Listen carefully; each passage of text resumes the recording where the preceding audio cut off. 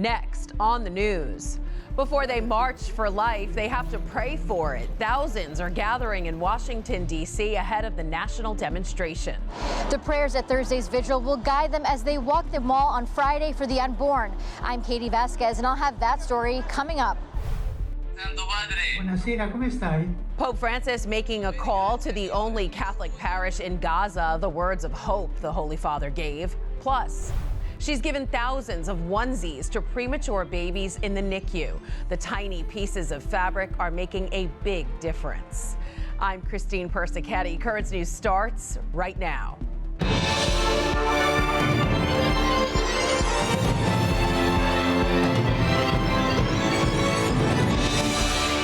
In just a few hours, tens of thousands will fill the nation's capital to defend the unborn. The annual March for Life will take place across the National Mall to demand lawmakers protect babies in the womb. But before they take to the streets, they will gather in prayer at the Basilica of the National Shrine of the Immaculate Conception. Currents News' Katie Vasquez is there now. Katie, what's going on? Well, Christine, I have seen busloads of pilgrims from all across the country come here to the Basilica Shrine of the Immaculate Conception, all prepared for prayer and Eucharistic adoration, and so many of them are young people that are excited to be here. They've been commenting how the church is just so beautiful, and they're really looking forward to this Mass. Yeah, we're hearing thousands are already there. That's great. Tell us about the vigil tonight. Bishop Daniel Thomas of Toledo will celebrate the Mass, right? Right. So this is really just urging people to have that renewed energy and try to, push forward.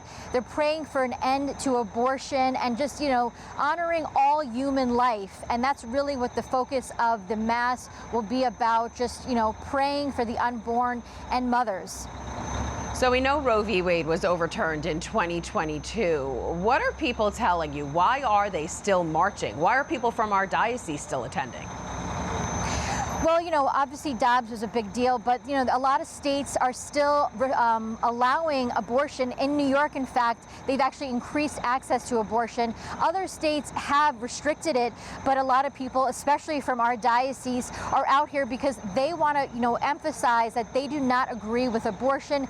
They want it to be restricted, and unfortunately in New York, the access has just increased over the years. Christine? Speaking of the Diocese of Brooklyn, Bishop Robert Brennan will be there. He's celebrating a special Mass. Tell us about that. That's right, Christine. The vigil concludes at 8 a.m. on Friday, and Bishop Brennan will be celebrating Mass here at the Basilica Shrine. And it's going to be a good Mass to kind of get people excited for the March for Life. Catholics can come back again and pray, and then they'll have the March for Life, which kicks off in the afternoon. So it should be a good event. Absolutely. And we have some breaking news. We just heard that Vice President J.D. Vance will be speaking at the rally. What have you heard? Are people excited about that show of support? Yeah, definitely. They're really excited to hear what he has to say, especially with the new administration, and seeing what this could mean for the country, having a Catholic vice president and what he might help and talk about, help in their pro-life efforts. So everybody's really looking forward to that and hearing all the speakers. All right, Katie, thank you. Stay warm, and we'll check back in with you Friday morning on the National Mall. We have busloads of pro-life advocates from the Diocese of Brooklyn arriving in D.C. tonight and Friday morning. Let's take a look at the route they'll take along the National Mall. After the rally in front of the Washington Monument, everyone will get on their way. Organizers say walking this way past the Capitol and finishing between that and the Supreme Court not only marks the victory over Dobbs, but also shows the need to maintain a pro-life presence in Washington. As we do every year, we will bring you full coverage of the March for Life. Just tune in Friday, January 24th at 11:45 a.m. for a live update. We'll hear from John Lavenberg and Currents News' Katie Vasquez, who are in the nation's capital reporting on the pro-life demonstration. And of course, for full coverage of the March for Life, tune in later that night, Friday, January 24th at 7 p.m. for Currents News. Turning now to immigration news out of D.C. The Department of Homeland Security has ended a policy that prevented ICE from arresting people in churches, hospitals, and schools. DHS released the directive on Monday, rescinding the Biden administration rule that required ICE agents to seek approval from superiors before making arrests in so-called sensitive locations such as churches.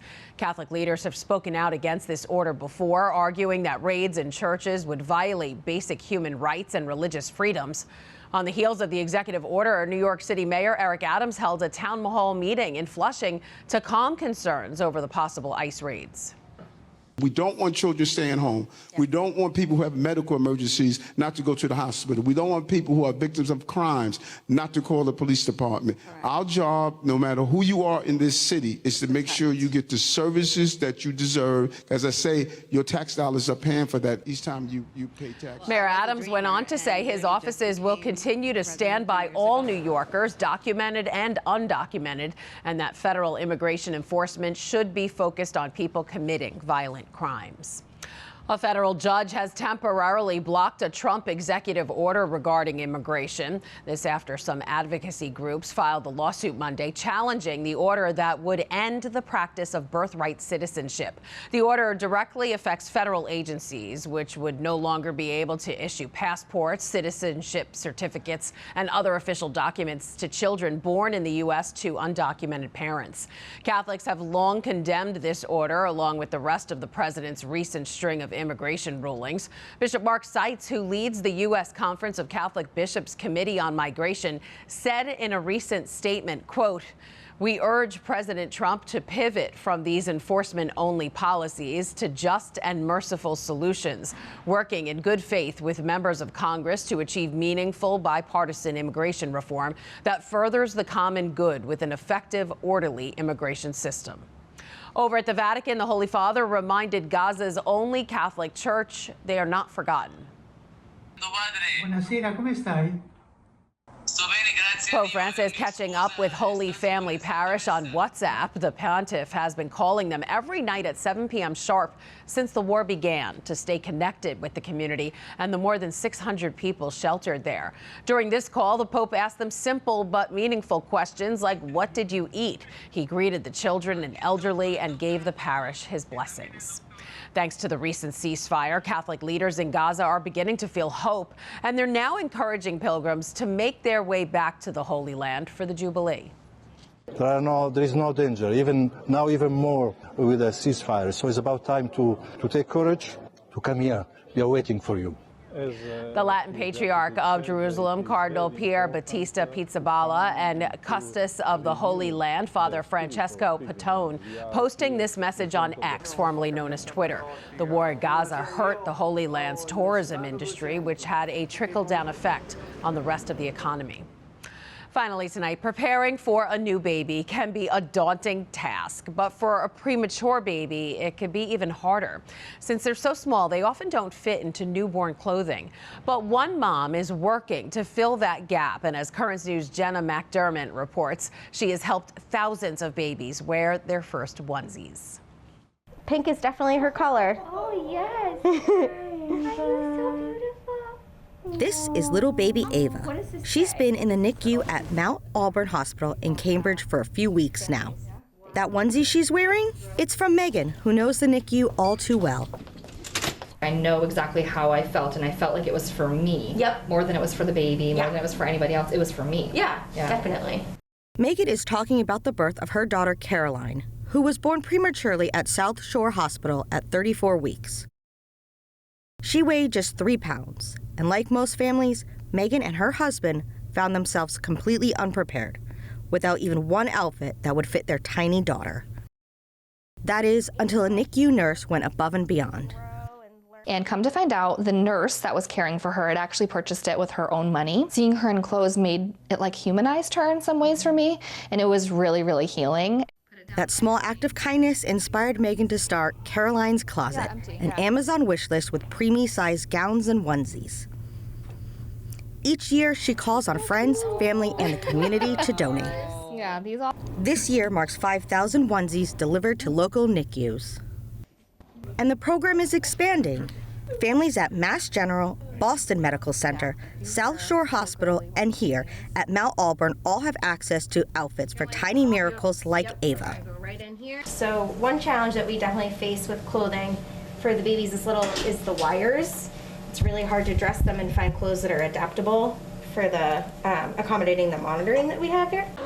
Megan knows this too, so she only brings gowns or onesies with snaps and double zippers. Teeny tiny pieces of fabric making a big difference. You gotta pick out an outfit for her, Caroline. actually witness the impact of it, and it's powerful. Yeah.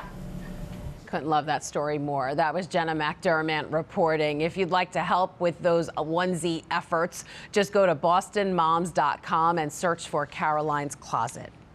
And remember, we are covering the nation's demonstration for babies in the womb all day tomorrow. Once again, just tune in this Friday, January 24th at 11:45 a.m. for a live update.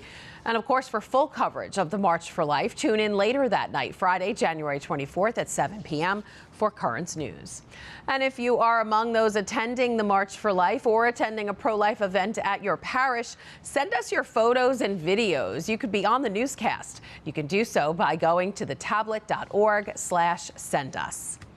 That is this Currents News update. I'm Christine Persichetti. Thank you for joining us because we are putting your faith in the news. Hope to see you again next time.